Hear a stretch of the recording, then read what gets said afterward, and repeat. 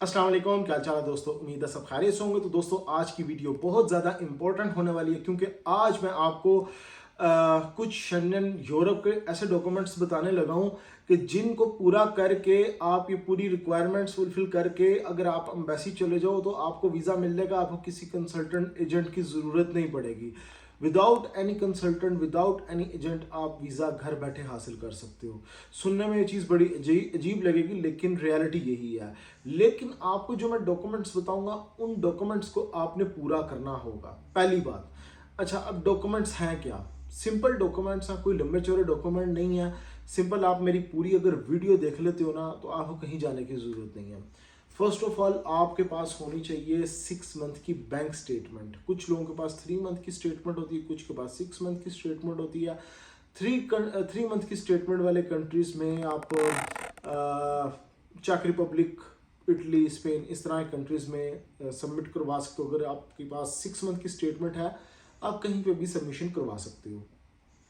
देखें, first of all आपके पास 6 मंथ की bank statement with closing balance 15-20 हज़ार आपके अकाउंट में होना चाहिए। उसके बाद passport more than 6 month valid होना चाहिए। पिक्चर टू वाइड बैकग्राउंड, शैनन साइज, यूरोपियन साइज। उसके बाद एनओसी। एनओसी जिस कंपनी में काम करते हो, जिस कफील के पास काम करते हो, किसी मुसस्से का वीज़ा, कहीं का भी है, वहाँ से आपको एनओसी मिलेगा। अगर आप सऊदी अरेबिया में हो तो एनओसी को गुरफा तजारिया भी करवाना है और छुट्टी का पेपर भी चाहिए। ये चीज़ें मस्ट हैं। और अगर आप कहते हो हमारे पास कोई चीज़ मिस है तो आप वीज़ा नहीं अप्लाई कर सकते हो, सिंपल। इसके अलावा अपॉइंटमेंट लेनी है आपने वीएफएस ग्लोबल की वेबसाइट से जाके, जिस कंट्री में आप वीज़ा अप्लाई करने लगे हो। ये भी बात करता हूँ आगे जाके किस कंट्री में करना चाहिए। अपॉइंटमेंट लेटर, उसके बाद आपने वीज़ा एप्लीकेशन फॉर्म फिल करना है। इससे भी पहले आपने एक होटल बुकिंग कर लेनी है। होटल बुकिंग करो, फिर वीज़ा एप्लीकेशन फॉर्म फिल करो, क्योंकि वीज़ा एप्लीकेशन फॉर्म में होटल बुकिंग का आपने एड्रेस वगैरह डालना होता है कि होटल का नाम और सारी चीज़ें लिखनी होती है, इसलिए होटल बुकिंग पहले कर लो। Visa application form, flight reservation, travel insurance, visa request letter, day by day plan. Day by day plan यही होता है कि आपने कौन कौन सी प्लेसेस, कितने दिन वहाँ पे रहना है, कौन कौन सी प्लेसेस विजिट करनी है।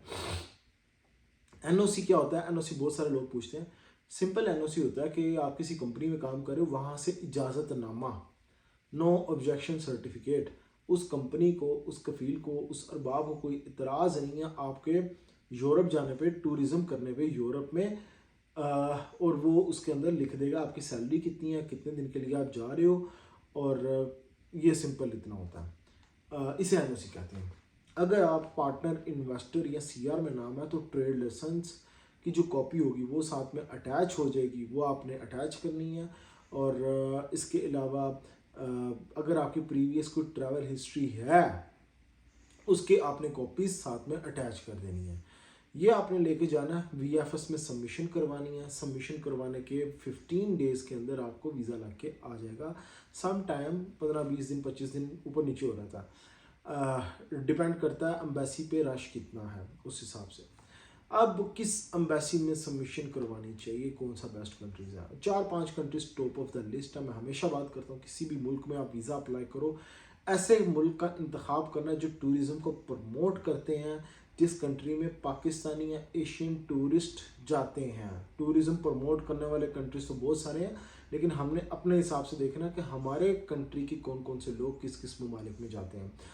और जब मुल्क, किसी भी कंट्री का आप इंतखाब कर रहे हो तो उसमें 2 चीज़ों का आपने ख्याल करना है, अपना वीज़ा डेजिग्नेशन और बैंक स्टेटमेंट। इन 2 चीज़ों का मस्ट आपने ख्याल करना है कि अगर आपकी एवरेज है या लो है तो आपने फ्रांस में या फिर आपने जर्मनी में या फिर बेल्जियम में, इस तरह के जो बड़े कंट्रीज़ हैं उनमें अप्लाई नहीं करना। आप कर सकते हो अगर छोटे वीज़ा हैं या बैंक स्टेटमेंट हुआ, चेक रिपब्लिक का इंतखाब कर सकते हो, नैदरलैंड्स का आप इंतखाब कर सकते हो, यहाँ पे सबमिशन करवाओ। अगर आपका एवरेज चल रहा है सारा निज़ाम तो जर्मनी की वीज़ा रेशो अच्छी है। और अगर आप कहते हो कि ठीक है मेरा स्ट्रॉन्ग स्टेटमेंट है, वीज़ा प्रोफेशन वगैरह अच्छा, तो आप फ्रांस को शामिल कर सकते हो, बेल्जियम को शामिल कर सकते हो, स्विट्ज़रलैंड में वीज़ा अप्लाई कर सकते हो। उसके बाद इटली की ऑप्शन आती है। तो ये countries top of the list हैं। इटली को बेशक स्किप करें, बाकी top of the list countries. ये वो ममालिक हैं जो वीज़ा देते हैं फ्रेश पासपोर्ट पे। बाकी इटली हो गया, स्पेन हो गया, पुर्तगाल हो गया, बाकी किसी भी कंट्री का जो भी आपके माइंड में हो वहाँ पे आप वीज़ा अप्लाई कर सकते हो अगर आपकी ट्रैवल हिस्ट्री है। विदाउट ट्रैवल हिस्ट्री वाले कंट्रीज मैंने ऑलरेडी आपको बता दिए। देखें दोस्तों, यही डॉक्यूमेंट्स होते हैं, इन्हीं की बिना पर आपको वीज़ा मिलता है, और जो कंसल्टेंट एजेंट होते हैं उन्होंने भी यही डॉक्यूमेंट तैयार करके सबमिशन करवानी होती है। तो आप खुद अप्लाई करो, किसी कंसल्टेंट एजेंट की ज़रूरत नहीं पड़ेगी। होपफुली मैंने काफ़ी बात कर ली इस चीज़ के ऊपर। अगर फिर भी कोई इन्फॉर्मेशन चाहिए होगी मुझे कमेंट कर देना, मैं उसी पे वीडियो बना दूंगा। एज नेक्स्ट वीडियो मिलूंगा नए टॉपिक पे। ख्याल रखिए अपना, टेक केयर, अल्लाह हाफिज़।